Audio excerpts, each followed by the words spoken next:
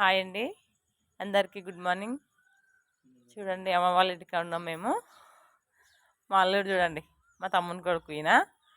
మొన్న పండుగకి వచ్చినప్పుడేమో మా అన్న కొడుకు పెద్ద అల్లుడు, ఈయన చిన్న అల్లుడు. ఇగో మా కోడలు. ఇప్పుడు లేచావమ్మా? ఏనానా ఏ చెంప ఆటినావా? ముట్టుకుంటే ఏడుస్తున్నావు అయ్యా నువ్వు?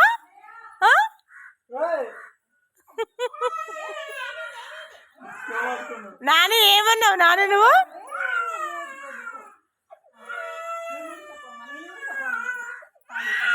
చూడండి, సంతోషం అనిపించుడు.